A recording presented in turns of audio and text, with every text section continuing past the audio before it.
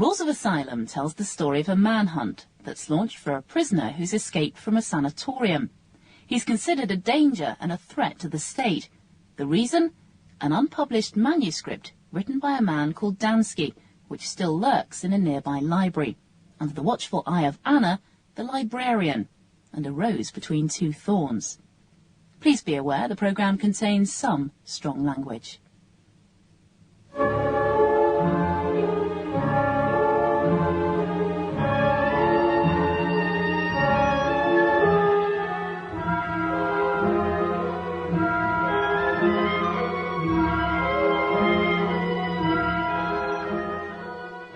Who's this? Huh? Oh, my daughter. I paint from memory. She'd look older now. One's memories are frozen, like a jammed movie film. Oh, what's the matter, child? This picture. It's Jan. Yes, it's Jan. Dear Jan. We spent many hours discussing this book. Anna, I'm sorry I didn't believe you. Anna, my child, what is it? It's this picture. Do you love him? I don't know. I don't know anything anymore. Oh, you mustn't blame him, Anna. Jan is not the sort who would want to hurt anyone. I think I understand him now. You don't love someone merely because you understand them. I suppose not. Anna, may I give you some friendly advice? What? Don't expect to find happiness with Jan. Not in this country. He won't be tolerated much longer. The new arrivals here are far less extreme than Jan. Few idealistic poets. Believe me, Anna, he's in real danger. Ah, it's always the women who suffer. This must be your wife. She looks sad. Is that how you remember her? Yes. Each painting takes a month. And each month crystallizes another memory, tempering it against time. Time. They say time heals all wounds. But it doesn't. How much longer will you be kept here? Who knows? Another 100 paintings, 200. Perhaps I'll be cured when I run out of memories. Would you like one of them? Oh, I'd love one. But I might choose a favourite. My favourite's always the next one. Let me choose for you. This one? I don't know. Oh, you mustn't think too badly of him. I'd like you to have it. I treasure it always. Treasure what it represents. And there's the black and white painting. No, I can't let you take it. But you must. It's an art form unpopular at the moment in this country. There are influential critics who... Please, you must let me take it. It's very important to Jan. Yes, my child, but is it important to you? Yes. It is now. Very important.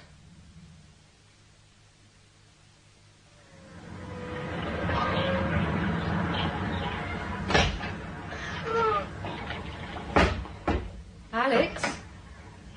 It's me, Anna. Alex? Hello, boy. Aren't you beautiful? Is that your name? Zizi? Where's your master, Zizi? Alex?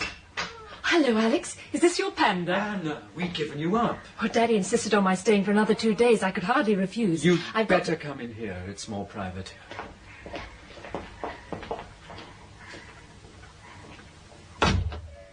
That's better. We were wondering what had happened to you. I've only just got off the train. I came straight here, as Jan said. I'm not late, am I? Jan said not to be later than Tuesday. No, you're not late. Where is it? In my bag. I read it on the train. It's marvellous. It really is. Good. You don't sound too pleased. Yeah. What's the matter? This should fit all right. Fit what? Oh, it doesn't matter. How are you taking it out of the country? It's best that you don't know. That's what Jan always says, and I went to such a lot of trouble to get it. All right. It'll be hidden in Zizi's trough. We're flying him to London tomorrow to mate with their female panda. Is that how Danske's last books were smuggled to London? Yes, but I'm using a different method now. Last time I hid the manuscripts behind a piece of dummy fur stuck to Zizi's stomach. I had to keep him sedated to prevent him from scratching it off. Unfortunately, the sedatives took rather a long time to wear off. I'm afraid he disappointed the London Zoo and their panda. Oh, poor Zizi. Well, let's hope he does the trick this time. Anyway, I must find Jan and tell him I managed... Do you mean you don't know? No, what? He called at the library yesterday to see if you were back, and the police were waiting for him. Come in. Jan Valeri, sir. Would you like me to remain? No, that's all right, Jan. Sir. Good morning, Jan. Take a seat. I've not seen you before. What happened to the other one? A cigarette? Thanks. Who are you? Oh, just another cog. But a bigger one. What makes you think that? You wear a more expensive suit. You smoke more expensive cigarettes. And the guard called you sir. You are perceptive. If you ever get out of this mess, you could always get a job in General Nero's department. That bastard. Have you ever met him? No. Or seen pictures of him? No. Then why should you think that he's a bastard? The Dansky trial. Ah, yes. Dansky was a friend of yours. Was he? You know, I was warned about you. Actually, I suppose General Nero is a bit of a bastard. But he likes model trains. And anyone who likes model trains can't be all that bad. You like them, then? Absolutely dotty about them. I was always in trouble as a boy for hanging around railway tracks. So was I. Fellow enthusiast. Not now. I've outgrown such childish interests. I'm not sure how to take that. You can take it how you like. My dear chap, don't be so truculent. I just want to get to know you. Everything you want to know is in that file in front of you. Ah, yes, of course. Your file. Yeah, there's quite a lot here about you. I wonder if this bit's true. What bit? Well, it's against the rules to show prisoners their own files, but if I don't cover the file up, there's nothing to stop you reading upside down. Jan Valeri, male, born Warsaw 1935, parents refugees, came to this country... Oh, that's marvelous. Reading upside-down print? Oh, not only that, it's back to front. I don't understand. What you read then is the back of the form. Some silly typist put the carbon paper in the wrong way round, so the typing has come out on the back like mirror writing. So? Well, I think that's jolly clever. The only people I know who can do that are printers. They're used to reading blocks where the printing is back to front. I used to edit a university magazine. They're usually involved doing the printing as well. Oh, yes, of course. University printing machines have been these modern types for some years now, haven't they? What are they called? Offset? That's it, offset litho. I can never remember these things. Funny. I always thought that offset litho machines used ordinary plates, printed the right way round. Sure, it doesn't matter. What I really called you in for was to see if you'd like to have dinner with me this evening. You're welcome to Friday's stew. Somewhere different. Why? Well, I thought it would be nice. And you see, you've been in custody for nearly 2 months now. Trip out to do you good. Get some air into you. And fatten me up for the trial. The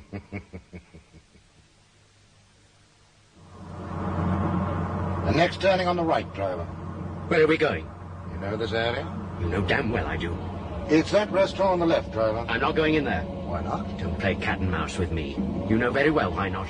But I've gone to all this trouble, explaining to my superiors, obtaining your release into my care for the evening, laying on this car. Don't give me that. It's your car. The driver knows you. All right, then. And so it's my car, so what? So I'm not going in. You wouldn't like some more solitary, would you? You're a bastard. So they tell me. And you know the place, you can tell me what to avoid on the menu. Very well, then. I'll eat your food and drink your drink.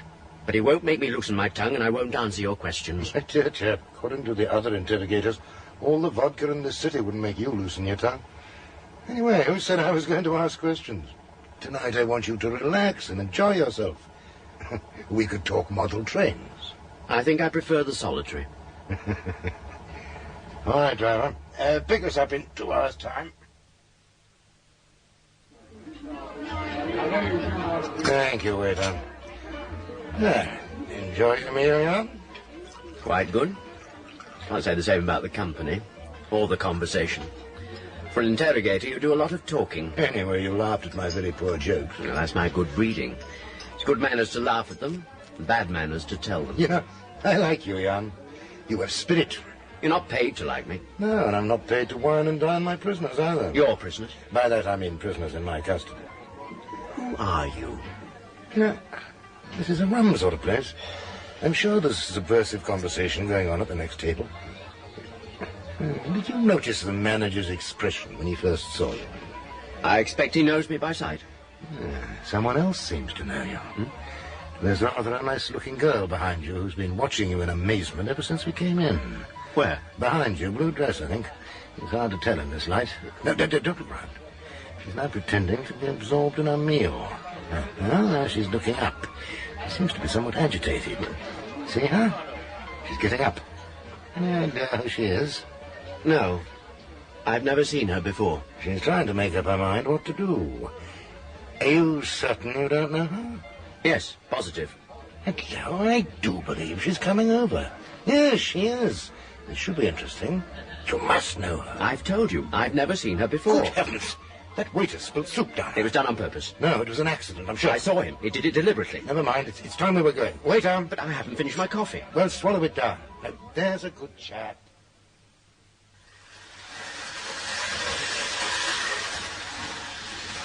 These trains really are beautiful, General.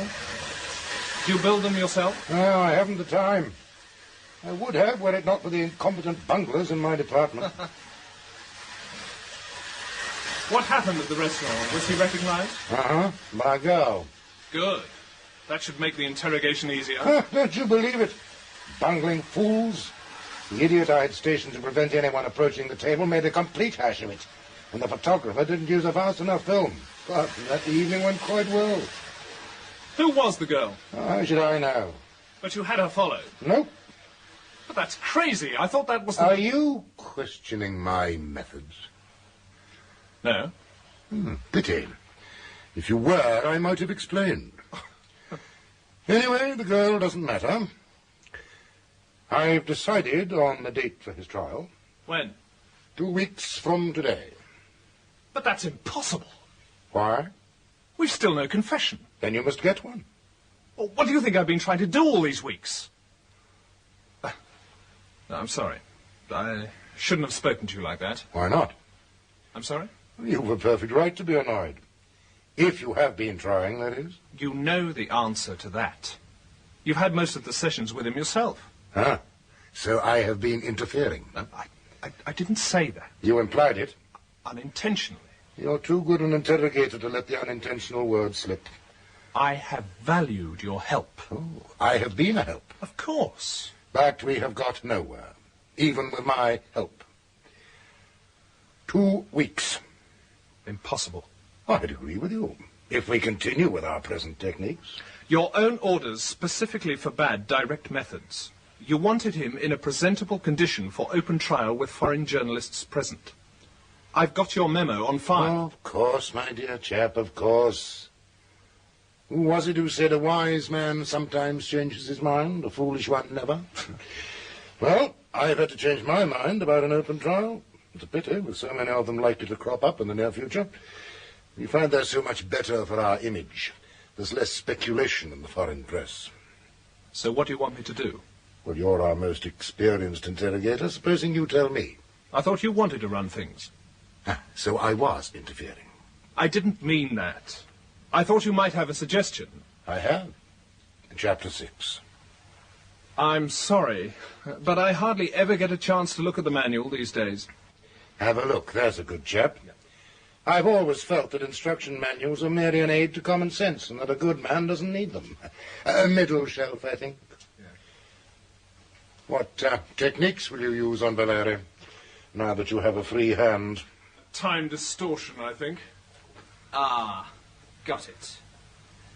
Chapter 6. An outline of time distortion interrogation methods. Precisely. And do you think it would work? It might. That sort of answer can spell death to your promotion prospects. Will it or will it not work? I would rather have used it earlier. Needs a lot of organizing.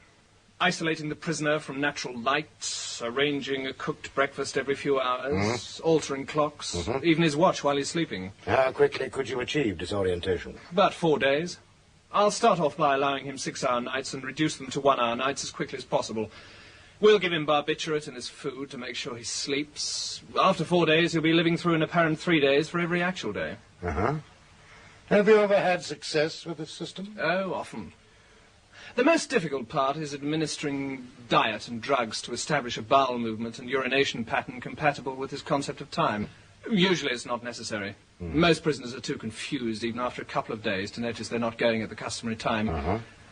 But Valeri's no ordinary prisoner. We have to be careful.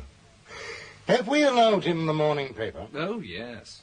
There's been a spate of hysterical editorials recently about so-called intellectuals and writers undermining the state. I thought their screams for heads might unnerve him. They hadn't. Well, I could arrange the printing of special editions with false dates. Oh, you'd go to that trouble? I needn't stress how important his confession is. Supposing we fail? We? You mean you. And you cannot afford to fail.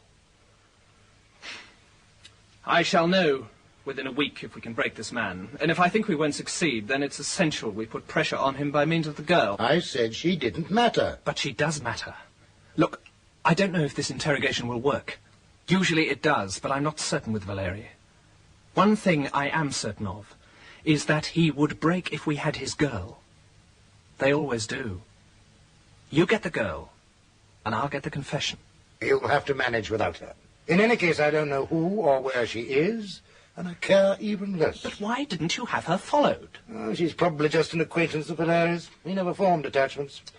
There's only his circle of friends that used to meet in the restaurant. We've nothing on any of them without Valeri's confession. She must be his girl. Valeri's not a homosexual. Well, he never entered or left the restaurant with a girl in all the months we were keeping watch on it. The girl was nothing more or less than a casual acquaintance. By not having her followed, I've ensured that she'd do what I wanted her to do. And what was that? Do you know what Valeri and I talked about in the restaurant? I told him jokes. Some of them were quite good jokes. Did you know that I was good at telling jokes? No. Did he laugh at them? That was the whole idea. What conclusion do you suppose Valeri's friends will jump to when they hear about it? Valeri doesn't know who I am. But I've no doubt that at least one of his friends will. Especially as I talked in a loud voice about model trains. Of course. They'll think Valeri's betrayed them. Precisely. I have to think ahead at all times. You, my friend, only have to worry about the next 2 weeks.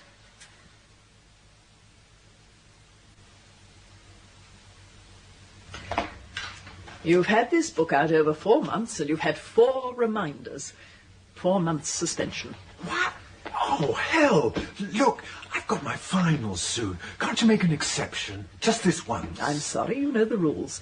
If you can't return books in time, I have no option but to withdraw your tickets. Oh, I don't know. I suppose I can pass my exams. Yes, sir? That was a bit hard, wasn't it? Oh, you have to be with students, otherwise I'd have no books left. Yes. Are you a lecturer? No. Only students, lecturers, and graduates can use the library. My name is Suskin. My identification. Health Ministry's security officer. What can I do for you? I'd like to ask you a few questions about a former lecturer, Jan Valeri. Jan Valeri? Oh, I thought all that was finished with weeks ago. I've already told the police everything I know. Yes, but you haven't told me. Now, there are just 1 or 2 points I'd like to go over with you. Oh, very well then, but it'll have to be quick. I'm without an assistant at the moment, and I've all these books to go on the shelves. Did Valeri use the library frequently? Yes, but he hadn't been a member for all that long, and the police arrested him. He always went to the political section. Your people turned out all the books there when I told them, looking for messages, I expect. They left me to put them back on the shelves. They're not my people. I'm not a policeman. You sound like one. I want you to think back carefully. In all his visits here, did Valeri ever come in with a girl? No. Are you sure? It's very important. Of course I'm sure. He never seemed to have time for girls. He was always reading, always in for books. Girls had time for him, all right. My assistant used to fall over herself to serve him. Women don't know how to behave these days in my day. Valeri was the intellectual sort, wasn't he? Editor of the university newspaper and that sort of thing. Oh, they're all intellectuals round here, or think they are. Half of them don't even know what the word means. Where do they all congregate in their spare time? In bed, I should think, with each other, or oversleeping and missing lectures. You're not being very helpful. Students and lecturers with intellectual aspirations usually have a coffee bar or club where they meet after hours. It's the same in most university towns. I don't see why this one should be any different. Oh, there's the Fallen Idol somewhere near the docks. It doesn't say much for our security if you've never heard of it. Fallen Idol. Thank you. Is that a club? A grubby little restaurant, from what I've heard. Now, can I get on with my work now? Oh, one last thing. Have you always worked here? Always. 20 years now. But you do have time off. I mean, you mentioned an assistant. Perhaps she's seen Valeri with a girl. Oh, no, she couldn't help you. Unreliable sort. She's gone off sick or something and hasn't sent a doctor's certificate. Where could I find her? You'll be wasting your time. I'm the only one who knows what's going on round here. All she thinks of is Western pop groups. Besides, the day Valeri was arrested, she was away visiting her father. Well, thank you for your help. Where exactly is this Fallen Idol? How should I know? Ask one of the students. You sent for me, sir? Are you the manager? Yes. Is the food not to your satisfaction? I'd like to ask you a few questions. Oh, I'm sorry, sir. Another time. I'm short-handed in the kitchen. It won't take a minute. I don't wish to sound rude, sir, but I'm certain I can tell you nothing you don't already know from your observations. I'm not a policeman. No? Oh, I was rather proud of my nose for them. Oh, a security officer. Is there a difference? Not much. Well, I'm always pleased to help the police. How can I help you? Sit down. This is an odd sort of place, isn't it? Well, it's popular with students. I'm surprised they can afford it. They get special rates. A Fallen Idol. What idol? It's the title of a work by a British writer. Unfortunate that the name should be displayed below a photograph of the chairman. Well, it's the law. We must display our name and we must have a photograph. The authorities were unhappy about it, too. We suggested changing our name to the Quiet American. They didn't like that either. I'm investigating the background of a former customer of yours. A former customer? Jan Valeri. Never heard of him. This was taken recently. We've so many faces in here, I can't possibly remember them all. Or perhaps this paper will help your memory. No, don't touch it. Just read it. What is it? That's your name, isn't it? Yes. And your address? Yes, what is it? It's a committal warrant to a state sanatorium. Surprising how effectively one of these can cure bad memory. If it doesn't cure yours, we could always take you in for observation. He used to come in. I haven't seen him for some weeks now. I'd be surprised if you had. Do you know why he's not been round? I've heard there was trouble. What sort of trouble? Just trouble. One doesn't ask questions. Now think carefully. Was he ever in here with a girl? Yes. He was. What was she like? I don't know. Oh, come on, of course you know. Was she young? He was always in a group, never with one particular girl. And who did he come with? Except for his last visit, he always came alone and joined a party at a table. Who was he with on his last visit? A man. I don't know who it was. Describe him. Tall, middle-aged, ex-army, probably. Expensive clothes. They seemed to be enjoying themselves. One of my waiters thought they were talking about model trains. Model trains? When was this? Late June, just after my holiday. No, you must be mistaken. It couldn't have been in June. Well, I spent the first week in June on the Baltic. It was definitely after my return. But it couldn't. Are you absolutely certain? Yes. But didn't you think it odd? We're used to the unusual in here. You knew about Valeri's arrest? Well, I'd heard a rumor. I assumed it was wrong. Model trains. If you've no more questions, could... Oh, no. Thank you for your help. Oh, you'd better pass me an ashtray. I'll burn this form. Suskeen, have you used a sanatorium committal warrant without entering it in the register? Why? One of the clerks is complaining that the number of the last warrant on the pad doesn't agree with records. Do you know anything about it? Yes, I used one. But that was highly irregular. I've got a highly irregular case. It's got nothing to do with it. Who was it for? No one. I made it out in case the witness proved awkward. It wasn't needed. Well, lucky for you it wasn't. What did you do with it? Burned it. You'd no right to use one in the first place. You know the procedure. I wrote it. Anyway, I thought I had a free hand. Why didn't you consult me first? Would you have approved? No. Well, there's your answer. I would have been prepared to overlook it had you made progress. This interim report of yours is most unsatisfactory, Suskeen. It is only interim. Supposing Nero wants to see it? Don't show it to him. He's not in charge of the health ministry. Our reports are our affair. What's so unsatisfactory about it? You've wasted a whole week looking for a non-existent girl. I don't agree that I've wasted time. I have proved that she doesn't exist. Now, that narrows down the field. Narrows it down to what? That's what I'm working on now. Don't talk in riddles. The riddles are not of my making. What sort of riddles? Valeri received a light sentence because he confessed to crimes of subversion and provided the state prosecutor with information on his friend's activities. Yes. Then how is it that Nero hasn't made any arrests yet? Well, maybe he has. No. We'd have heard about it.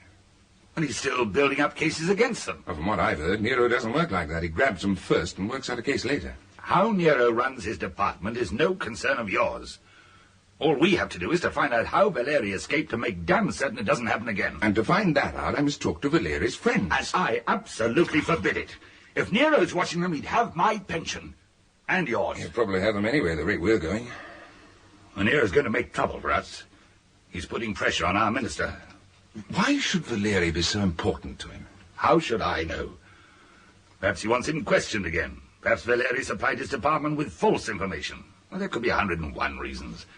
And none of them are any concern of ours. Talking to Valeri's friends would clear up one thing I'm unhappy about. What's that? The exact date Valeri was arrested. You have the file? Yes. But the manager of a restaurant which Valeri often used is convinced that he saw him in his restaurant after the date on which he was arrested. No, you must be mistaken. No, I don't think so. Was he with anyone? Yes. Who? We didn't know. But whoever it was, he's interested in model trains. Sounds as if you've been having your leg pulled. No. So, what do you propose doing now? Well, if I can't see Valeri's friends, I'd like to see the one person who probably knows him better than his own father or mother. And who might that be? His pre-trial interrogator. I'm sorry, that's out of the question. Why? Who do you think supervised Valeri's interrogation? One of Nero's staff, I suppose. No. It was Nero himself. Now do you understand? Look, am I only getting half the story about Valeri? Why is he so important? I don't know. Why should we worry? Might have some bearing on his escape. Look, Nero did the actual interrogation. Most of it. What's Nero like? Ambitious. But he's reached the top. Not quite. So, he wants to be chairman. Well, the chairman is getting on a bit. Even the papers mention that he wants to spend more time with his roses. And a spectacular series of successful trials would endear Nero to the central executive. Possibly. I'd still like to see him. No. He could answer some questions about Valeri. Which you won't get the chance to ask. Well, perhaps there was something he missed during the interrogation. Some little thing that didn't seem important at the time. He'd be grateful if I highlighted it. Forget it, Suskeen. In fact, I think it would be a good idea if we were to scrap this investigation altogether and tell the inquiry that we don't know how Valeri escaped. At least we'd be telling the truth. But look, if this case is important to Nero, wouldn't he be expecting an approach from us? If we don't, he could use it against us at the inquiry. He could always say he had information on Valeri that might have been useful to us and that we didn't even bother to ask him. Very well, then. You can see Nero. Thank you, sir. But for God's sake, don't upset him. Don't go taking photographs of his office or anything. The thought never entered my head. Have you ever met him? No, not personally. I once heard him speak at a symposium. He seemed quite pleasant. Oh, he is. But he'd chew you up and spit you out before breakfast if he felt like it. We'll see.